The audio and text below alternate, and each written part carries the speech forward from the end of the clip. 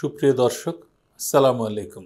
আজকে রেটিনার একটা জন্মগত রোগ রেটিনাইটিস পিগমেন্টোসা বা রাতকানা রোগ নিয়ে আলোচনা করতে চাই। রাতকানা রোগে কি হয়? গোধূলি লগ্নে যখন সূর্যের আলো কমে আসে এই সময় রোগীর দেখতে অসুবিধা হয়। হ্যাঁ, ভিটামিন এ ডেফিসিয়েন্সিতেও কিন্তু একই রকম উপসর্গ দেখা দেয়, কিন্তু ভিটামিন এ ক্যাম্পেইনের মাধ্যমে সম্প্রসারিত টিকাদান কর্মসূচিতে ভিটামিন এ খাওয়ানোর ফলে আজকাল এই রোগটা আমরা খুব একটা পাই না। যেটা পেয়ে থাকি সেটা এই রেটিনার জন্মগত রোগ। এই জাতীয় ক্ষেত্রে কি হয়? রোগী তো কম আলোতে দেখতে অসুবিধা অনুভব করেনি, এর বাইরে দৃষ্টির পরিসীমা ধীরে ধীরে সংকুচিত হতে থাকে। আমরা যখন কোনো একটা আমাদের আগ্রহের বস্তুর দিকে তাকাই, তার বাইরে চারিপাশে কিন্তু আমরা না চাইতেই অনেক কিছু দেখতে পাই, কিন্তু এই রোগে আক্রান্ত হলে এই পরিসীমাটা ধীরে ধীরে সংকুচিত হয়ে আসে, যেটাকে আমরা বলে থাকি টানেল ভিশন।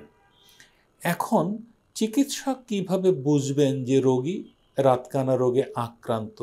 জাস্ট স্লিট ল্যাম্পে একটা বিশেষ লেন্সের মাধ্যমে চোখের ভেতরটা পরীক্ষা করলে সুনির্দিষ্টভাবে বলে দেয়া যায় রোগী এই রোগে আক্রান্ত। এক্ষেত্রে চোখের যে স্নায়ুটা অনেকটাই ফ্যাকাশে রং ধারণ করে, চোখের রক্তনালীগুলো সংকুচিত হয়ে যায় এবং চোখের মাঝে এক ধরনের কালো কালো পিগমেন্টস দেখা যায়।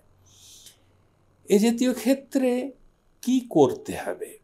এই রোগের তেমন কোনো চিকিৎসা নেই, কিন্তু কিছু সাবধানতা অবলম্বন করলে এবং চিকিৎসকের সঙ্গে যোগাযোগ রাখলে দীর্ঘদিন মোটামুটি একটা কার্যকরী দৃষ্টি নিয়ে বেঁচে থাকা যায়। কি করতে হবে?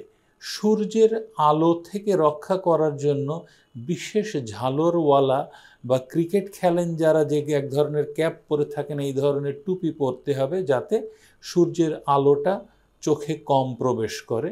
এর বাইরে ভিটামিন এ একটা নির্দিষ্ট মাত্রায় নির্দিষ্ট বিরতিতে চিকিৎসকরা দিয়ে থাকেন। যদিও এর কার্যকারিতা এখনও সেভাবে প্রমাণিত নয়, তথাপি তেমন কোনো ক্ষতির কারণ নাই, এটা খাওয়া যেতে পারে।